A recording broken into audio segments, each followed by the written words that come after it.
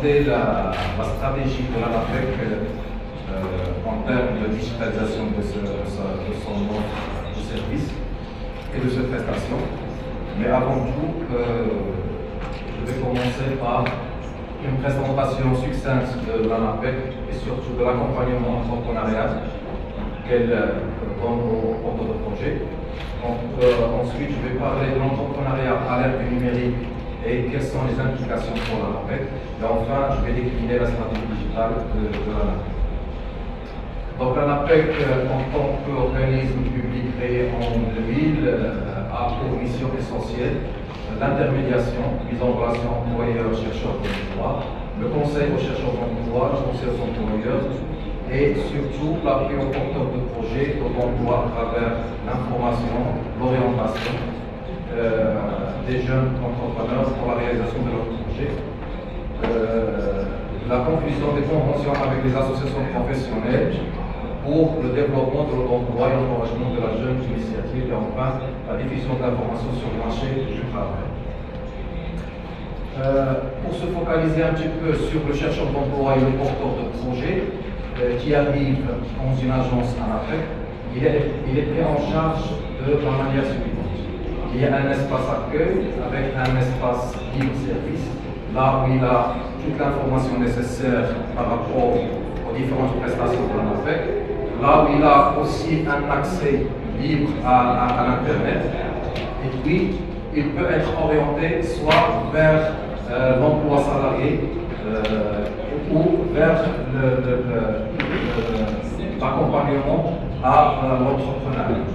Donc en tant que porteur de projet, on essaie au niveau de l'agence de qualifier son projet, d'élaborer avec lui le business plan, l'accompagnement au démarrage et le suivi post-création. Selon ce schéma-là, qui est déployé au niveau des différentes agences ANAPEC, il y a effectivement tout ce qui concerne l'accompagnement pour le porteur de projet. Il est pris en charge dès l'accueil à travers l'information et l'orientation, et puis il a toute l'information sur le parcours de création d'entreprise. S'il est motivé pour la création, on va passer avec lui un entretien approfondi où il y aura une validation de son profil avec le projet et éventuellement une contractualisation avec le conseiller spécialisé en création d'entreprise sur un plan d'action bien déterminé. S'il a besoin je dirais, d'approfondir encore plus son projet et son idée de projet, il peut participer ou bénéficier d'un atelier intitulé Émergence, validation de l'idée de projet. Sinon, il peut passer à l'étape d'accompagnement pour l'élaboration de son business plan, pour avoir l'information et l'orientation sur le financement et l'information sur les démarches administratives. Une fois l'entreprise créée, il y a un suivi avec le conseiller spécialisé en création d'entreprise post-création à travers des entretiens de suivi.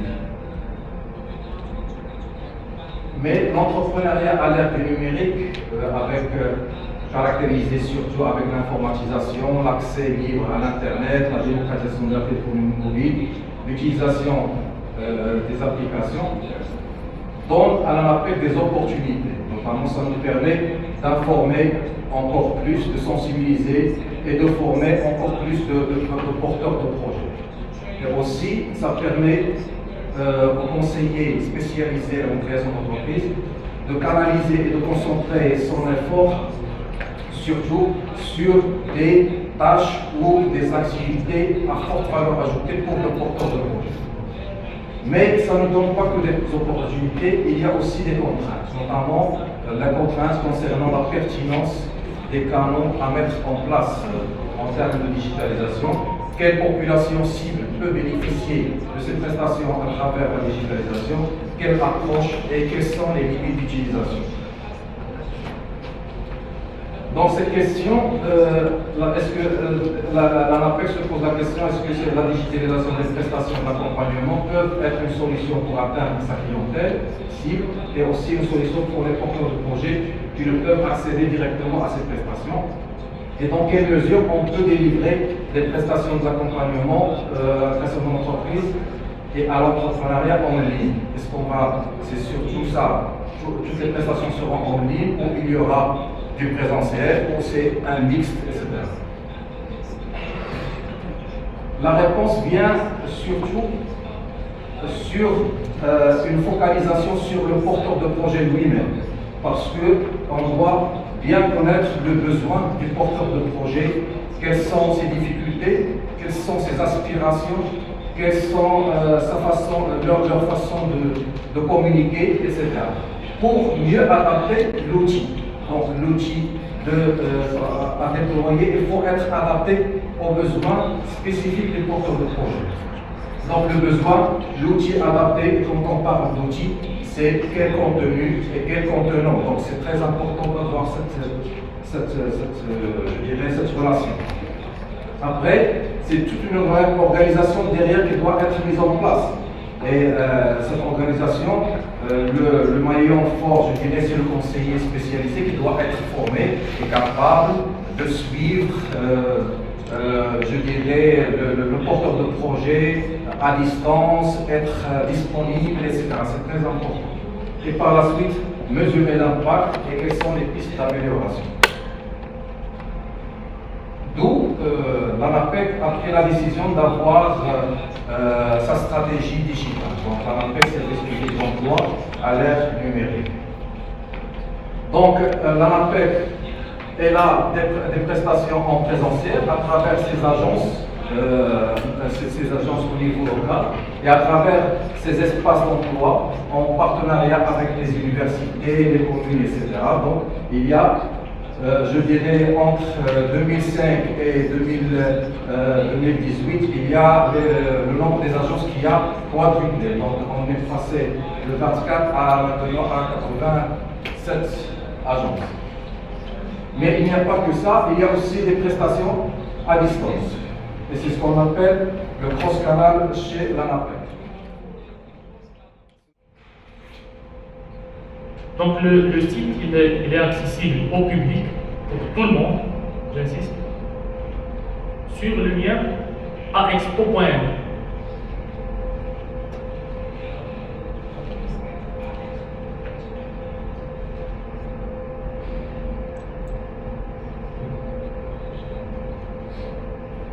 Donc c'est ça, le forum 3D, c'est entièrement digitalisé.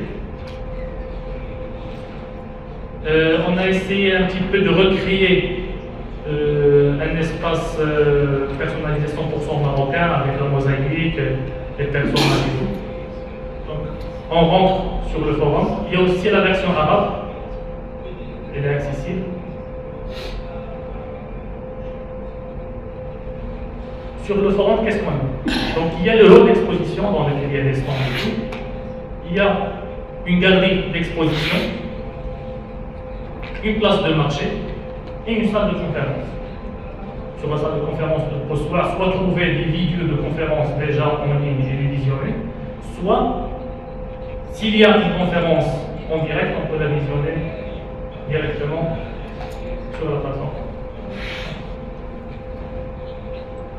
Donc là, à cette étape, il va demander de s'inscrire ou bien de se renseigner. Mais toute la partie avant, c'est une partie qui est open, qui est ouverte, sans inscription. Donc on va rentrer sur une partie qui est les rôles d'exposition. Il y a plusieurs rôles. Il y a le rôle international, un rôle national, des rôles régionaux. On va aller visiter par exemple un rôle régional.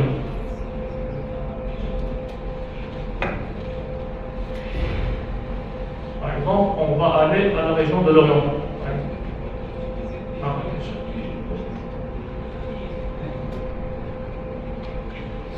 Marrakech, voilà. Donc en rentrant sur le hall de Marrakech, on retrouve les stands qui sont ici. Donc on a ici le stand de l'ANAPEC, on a le stand de la CCG, la stand de l'Antique qui est là. Donc on rentre. L'Antique, c'est l'Office marocain de la propriété industrielle et commerciale. La CCG, c'est la caisse centrale de garantie. Il y a aussi les banques qui sont dans le hall national, donc on peut rentrer et voir toutes les informations du financement possible par les banques. On rentre par exemple sur le stand de l'ANAPEC. Et on va retrouver ici, par exemple, en haut, des vidéos institutionnelles de l'ANAPEC. On peut avoir un chat, un appel vidéo par Skype, un espace de discussion avec les responsables du centre, les cartes visite et tous les produits et services. À cette étape-là, quand on veut par exemple aller voir les produits et services, là, le portail va nous demander de nous authentifier, de nous inscrire.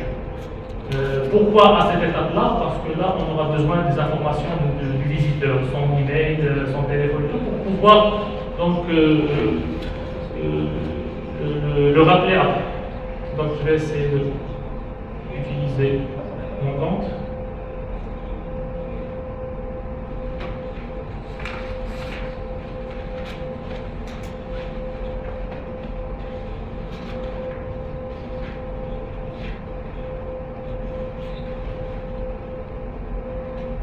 Là, on est dans l'espace de discussion. Actuellement, vous pouvez voir, l'exposant il est hors ligne, mais j'ai toujours la possibilité de laisser un message. Il va me répondre après. On a aussi les cartes de visite. Ils sont là. Je ne suis pas obligé de regarder l'animation, j'ai juste envie de vous faire. on a ici le bouton pour passer la transition, pour passer l'animation. Donc ici on a la carte visite, on a la carte visite de Simarwan qui est avec nous ici, et de M. Ellen. Cette carte visite, je peux soit la regarder, avoir les informations, et si j'ai envie de garder cette carte de visite pour après, j'ai un porte-document qui est ici. Ou lorsque vous êtes dans un salon, vous avez un petit porte-document dans lequel vous avez le prospectus, les brochures, les cartes de visite. Donc là on a mis la carte de visite. Voilà, on a dans notre porte-document de cartes de visite. Maintenant, je passe la transition. Les produits et services, les vidéos, et comme j'ai dit tout à l'heure, le Skype. Voilà.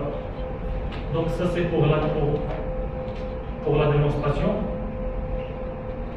Je peux prendre la présentation.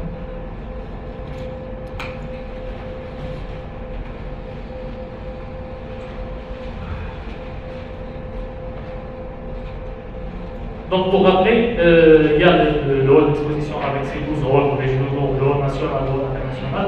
Il y a un espace de collaboration, il y a la salle de conférence, une place de marché, une galerie d'exposition dans laquelle on peut avoir des produits de terroir et autres. On passe maintenant à la plateforme de conseiller marocain de conseiller en entrepreneuriat. C'est une plateforme qu'on a mis en ligne pour connecter des conseillers qu'on a en quelque sorte labellisés Maroc PME dans différentes régions du Maroc.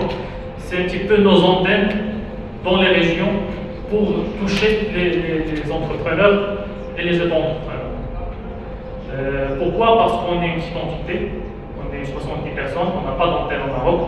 Donc ce qu'on a fait, c'est qu'on a fait le tour des régions. Pour chaque région, donc on va aller chercher des associations professionnelles, la chambre de commerce, délégation à la région, et ils vont remonter une liste de personnes, de conseillers, qu'on va former, nous, pour devenir des conseillers en entrepreneuriat. Et on va mettre en place un portail dématérialisé dans lequel ces conseillers peuvent saisir les données, transmettre la liste des bénéficiaires et valider avec nous donc ces actions d'accompagnement qu'ils vont faire. Et s'ils font des prestations satisfaisantes, donc on peut maintenir et mettre du scoring pour ces conseillers. Tout ça dans la plateforme sera complètement digitalisé. Actuellement, on est à 180 conseillers jusqu'à fin 2017.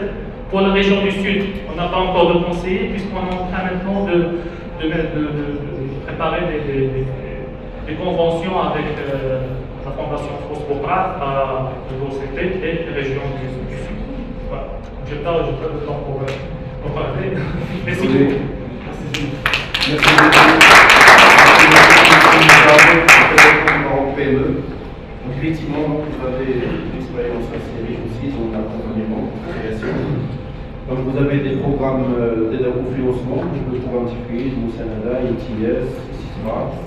Donc c'est des fonds intéressants qui vont effectivement les se pérenniser.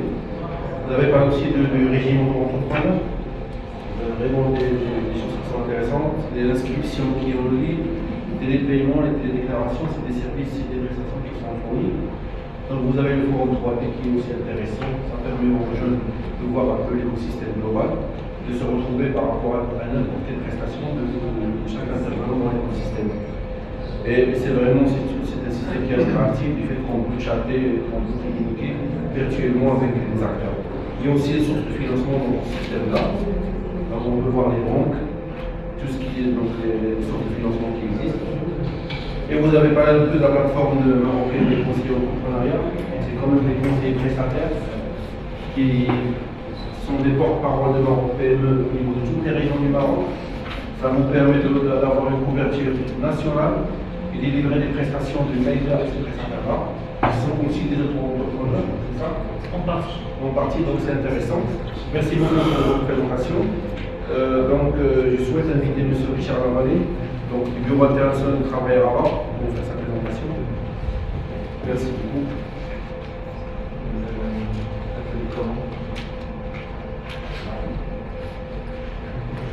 Bonsoir, donc je vais vous présenter des actions qu'on a mises en œuvre au cours des dernières années, au cours des 6 dernières années au Maroc, et particulièrement celles qui ont ciblé le développement de l'entrepreneuriat en 3 niveaux, donc en pré-création, création et post-création, auprès de publics divers via le numérique.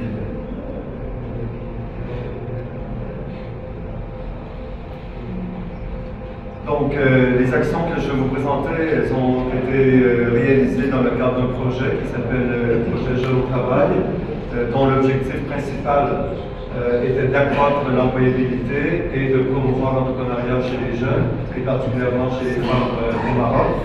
Un projet d'une durée de 6 années, 2012-2018, donc qui va terminer bientôt, financé par le gouvernement du Canada, donc particulièrement le ministère des Affaires mondiales Canada, dont le partenaire institutionnel est le ministère du Travail et de l'Insertion professionnelle.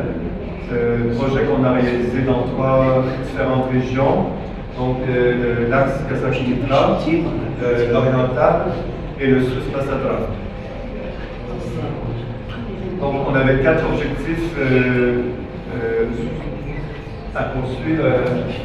Donc l'éducation entrepreneuriale et la sensibilisation au monde des affaires, particulièrement au niveau des universités et des centres de formation professionnelle.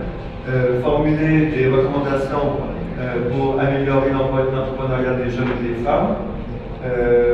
Troisièmement, la 3e composante exclusivement pour l'ANAPEC, donc c'était l'insertion en emploi et l'accompagnement pour les porteurs de projets pour les jeunes hommes et femmes non diplômés. Et 4e volet, le renforcement des capacités des prestataires de services financiers et non financiers. Donc, je commence par une formation qu'on a introduite dans les universités. Donc, la formation Comprendre l'entreprise, Know About Business en anglais. Donc, c'est une formation de sensibilisation à l'entrepreneuriat qu'on a introduite dans les 12 universités publiques au Maroc, sur les 12, donc on a 100% des universités publiques, et qu'on a introduite également dans 2 universités privées, donc particulièrement à Agadir et Marrakech. Donc cette formation contient 9 modules. Donc le premier module, c'est la définition, donc on commence vraiment par le BABA de l'entrepreneuriat. Donc, qu'est-ce qu'une entreprise? Et le module numéro 9, qui est le business plan. Donc, vous allez voir avec les prochaines slides que je n'ai pas de zélé, je n'ai pas de belles portes, je n'ai pas de belles fontaines comme la vidéo de forum de Maroc PME que j'envie beaucoup. Donc j'espère qu'au cours des prochaines années, l'unité développera aussi des captures vidéo en 3 dimensions. Cette formation, cette plateforme d'enseignement, donc de sensibilisation, elle est uniquement dans les universités, donc ça n'est pas encore introduit dans les centres de formation professionnelle. Et elle permet, en fait, cette formation, d'adresser la massification dans les universités, particulièrement pour les filières à accès ouvert, où on se retrouve avec énormément d'étudiants. Donc, c'est une possibilité qui s'offre aux enseignants des universités d'offrir cette formation. Donc, ils peuvent l'offrir en présentiel, en hybride, donc avec un mix du présentiel et à distance, où ils peuvent aussi utiliser la formation entièrement à distance. Donc, ça permet, donc tous les étudiants ont un login, ils peuvent se connecter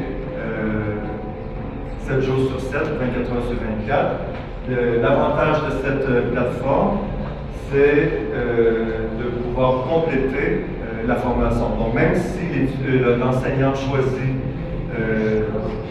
d'offrir cette formation-là à distance, il y a quand même des moments précis dans la semaine où tous les étudiants doivent se connecter à distance, donc à partir de chez eux, à la bibliothèque, peu importe. Et donc, l'enseignant peut contrôler en fait qui est connecté, il voit exactement qui est connecté. Et au cours à la fin de la session, l'enseignant peut aussi voir quels sont les modules qui ont été parcourus par les étudiants, un étudiant X, combien de temps il a passé sur la plateforme, etc. Donc, ça permet également d'avoir des informations sur l'utilisation de la plateforme. La cartographie des services d'accompagnement aux entrepreneurs, donc cette cartographie est un annuaire des services publics, des services d'appui à l'entreprise, qui sera disponible sur le site internet de l'ANAPEC. Donc cette cartographie a été d'abord réalisée sous forme de livret, mais rapidement on s'est retrouvé avec des informations visuelles, parce que bon, les gens déménagent, les organisations déménagent, changent de numéro de téléphone, incluent un site web, etc. Donc l'avantage de cette cartographie-là, de cet annuaire des services d'appui à l'emploi, à l'auto-emploi, permet une mise à jour régulière de la part des prestataires de services. Donc, l'annuaire inclut les prestataires de services, également les dispositifs. Les dispositifs comme le projet Je au travail, comme une ménage d'équipe, un autre projet mis en œuvre par la PSU au Maroc. Donc, c'est un annuaire qui est géolocalisé, donc les usagers, à partir du moment où ils se connectent, peuvent identifier déjà autour d'eux, dans leur environnement immédiat, quels sont les services auxquels ils peuvent avoir accès pour mettre en œuvre leur projet, que ce soit des services financiers ou non financiers.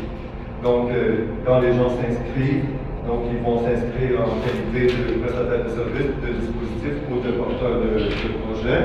Et ensuite, ils doivent préciser, donc si c'est un prestataire de service ou un dispositif, donc les services, donc c'est toute une arborescence, donc je vous épargne les détails dans cette présentation, mais vous avez en fait les services, à savoir si vous vous situez en sensibilisation, en pré-création, en création ou en post-création, si vos prestations sont gratuites ou payantes, et donc ensuite, si vous êtes en sensibilisation, quels sont les services que vous offrez, services financiers, services non financiers, et puis ça continue de se décliner. Donc tout ça en fait pour permettre aux porteurs de projet, surtout ceux qui sont autonomes, de pouvoir utiliser la plateforme sans recourir au service de l'ANAPEC, ce qui fait que ceux qui ont vraiment besoin d'un appui se rendront à l'ANAPEC et le conseiller pourra accompagner le porteur de projet qui a plus de difficultés avec le même outil. Donc c'est un outil qui s'adresse aux porteurs de projet, tout comme les conseillers en emploi de l'ANAPEC. Également, les prestataires de services qui sont dans la région pourront se mettre en contact avec les autres prestataires de services. Des capsules vidéo. Donc, comme je l'ai mentionné, les services qu'on a développés avec l'ANAPEC concernaient davantage et particulièrement les jeunes non diplômés. Donc, quand on dit jeunes non diplômés, on veut dire aussi des gens moins scolarisés, peut-être même dans certains cas analphabètes. Donc, on a misé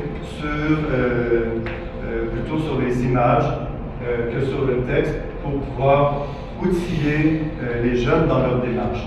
Donc, même si on est jeune non diplômé, on peut rêver de créer son entreprise, son petit projet, son activité génératrice de revenus. Alors, on a créé des capsules vidéo. On a deux types de capsules vidéo. On a des bandes dessinées avec des personnages qu'on suit à travers leur réflexion et la mise en œuvre de leur projet. Et on a des vidéos didactiques qui sont plus pédagogiques, qui viennent en complément aux bandes dessinées.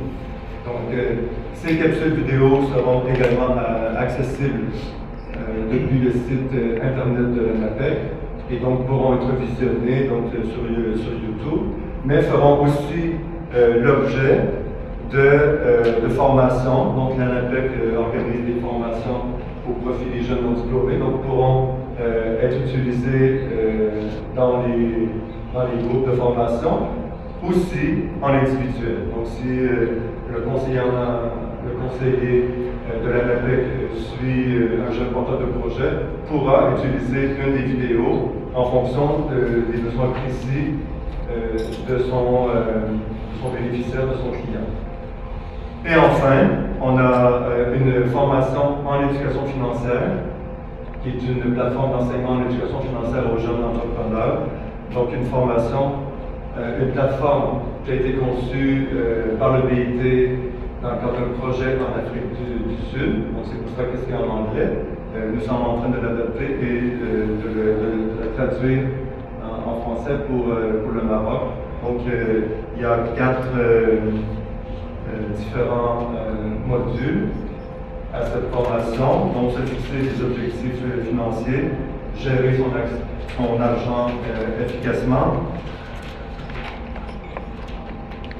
recourir aux services bancaires et financiers avec confiance, et puis l'assurance pour la gestion des risques. Alors voilà pour ce que je vais vous présenter. Merci beaucoup.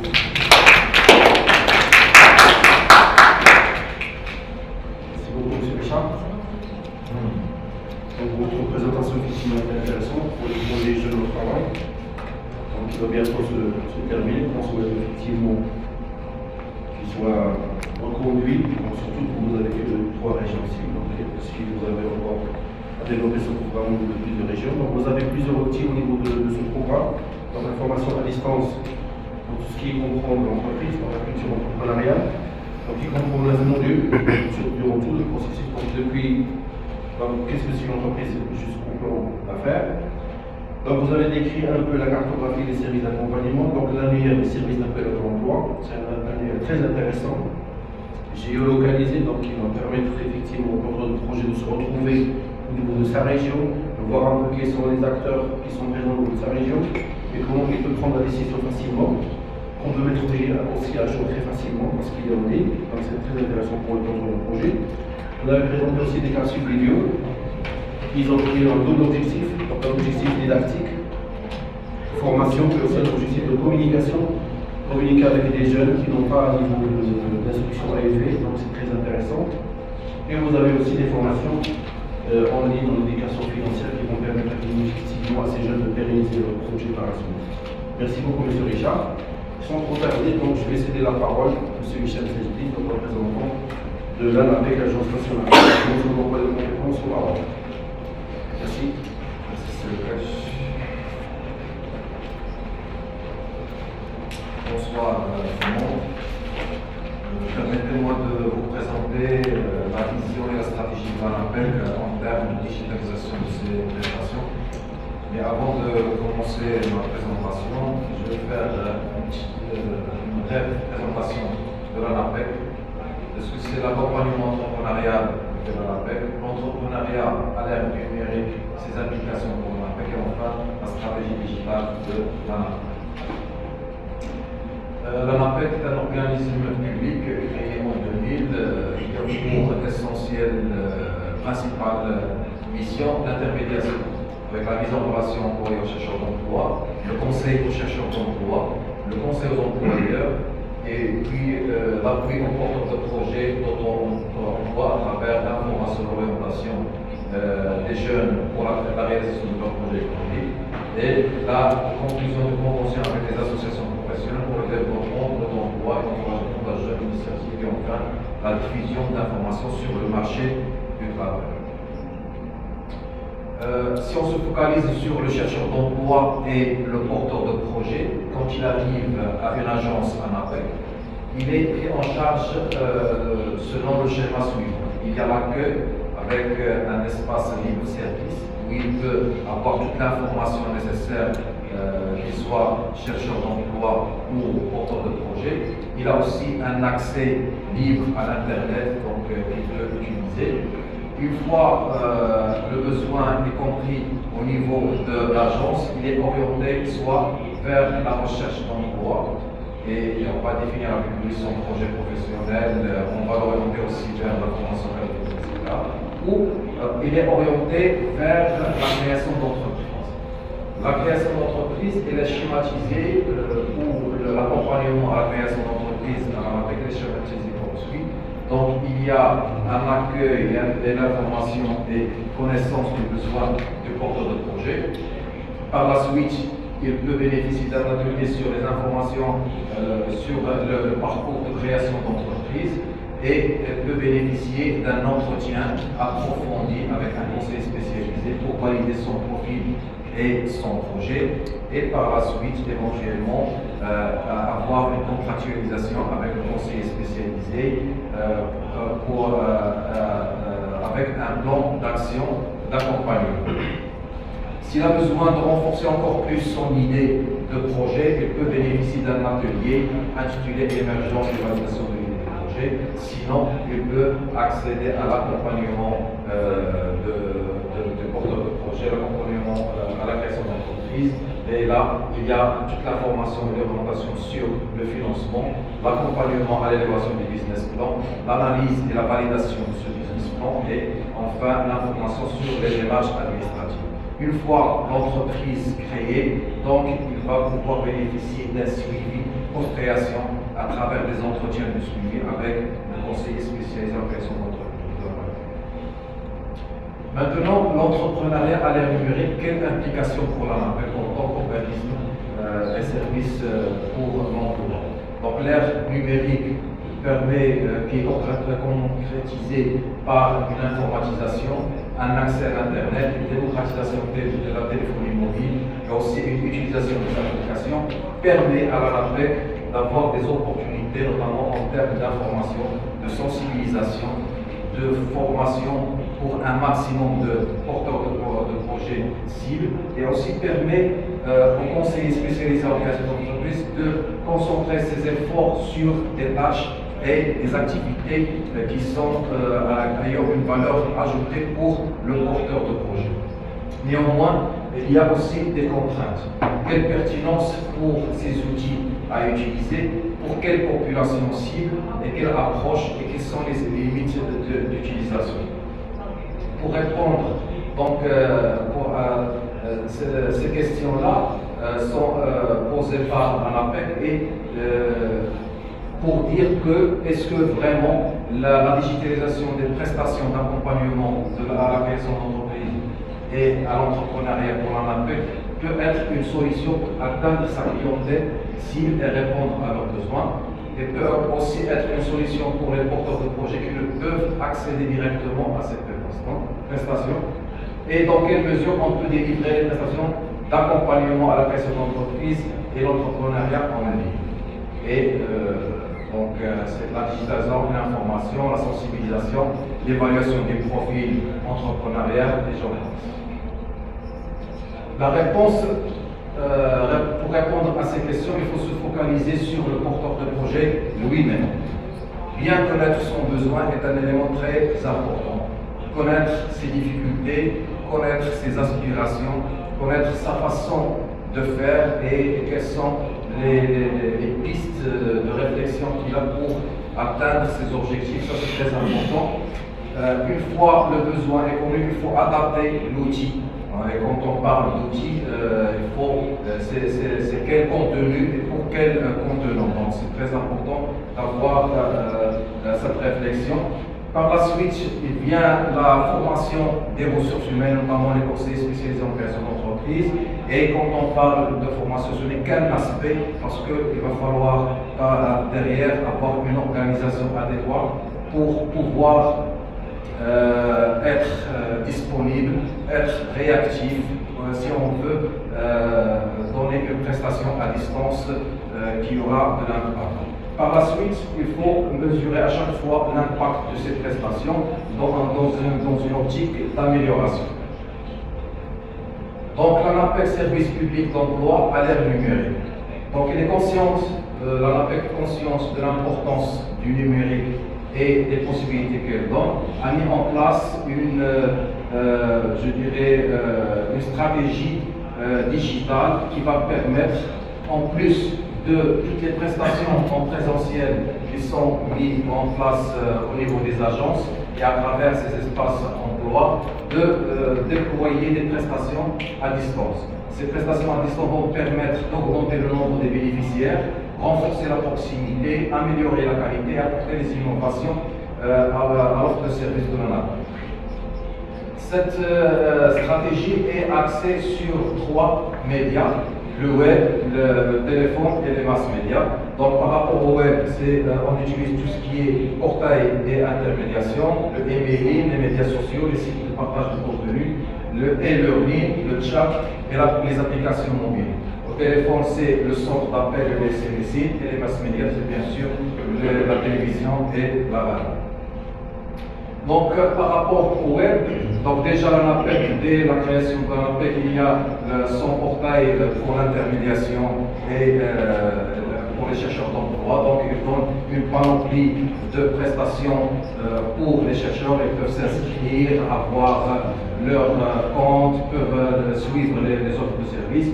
Il y a aussi un portail dédié aux chercheurs d'emploi qui veulent travailler à l'étranger et qui peuvent suivre et postuler sur les offres d'emploi à l'étranger. Mais le projet phare en relation avec notre sujet qui est l'entrepreneuriat, c'est le portail auto-emploi qui va être prêt en 2018 et va être mis en ligne en 2018. C'est un portail en format web mobile et web desktop et en application mobile et il utilise les langues françaises et arabes. Donc c'est un portail qui va permettre aux porteurs de projet de s'inscrire, de pouvoir s'informer, de suivre son parcours d'accompagnement à la création d'entreprise, d'avoir les outils pour se former, de pouvoir se mettre en réseau, chose qui est très importante pour les porteurs de projets, et enfin pouvoir postuler pour des concours au niveau régional ou par rapport à des événements qui sont organisés au niveau régional, local ou même national. En plus du portail emploi en 2018, on va aussi mettre en ligne la plateforme annuaire d'appui à l'emploi, comme l'a détaillé M. Richard, donc je vais passer rapidement. Et il y a aussi le projet d'application guide des démarches administratives et juridiques. Donc c'est une application qui va être mise en ligne en 2018 et va permettre aux porteurs de projet d'avoir toute l'information nécessaire pour les démarches administratives à suivre, les formes juridiques et même une simulation pour aider à la décision et au choix des formes juridiques. L'ANAPEC utilise aussi les médias sociaux, donc elle a des comptes au niveau de Facebook, Twitter, etc.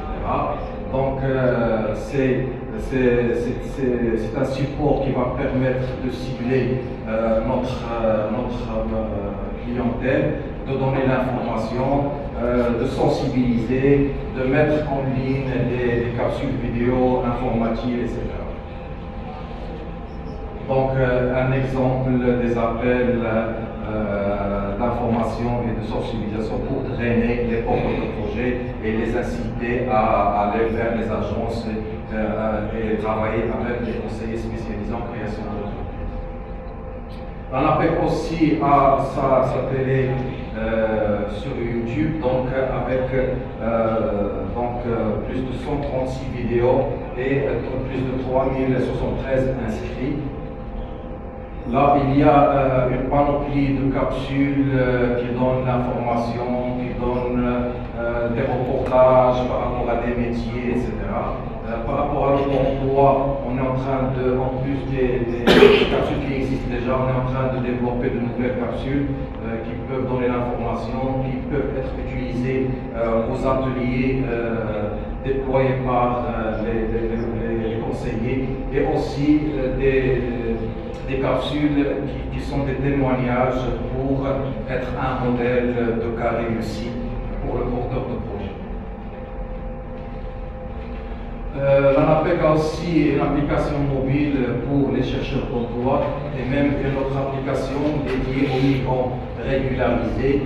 Ces applications permettent de donner l'information, donner leurs conseils, l'orientation et aussi les conditions pour bénéficier des différentes prestations de l'ANAPEC.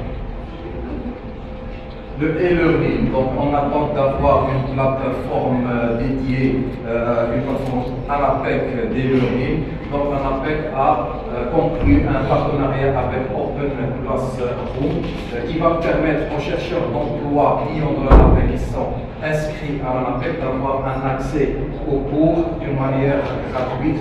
Donc déjà, on a 9000 bénéficiaires parmi nos chercheurs d'emploi et 3200 certificats qui ont été délivrés. Il y a aussi des projets de convention qui sont en cours de finalisation, surtout avec tuto.com et l'agence universitaire de la francophonie pour le développement des cours.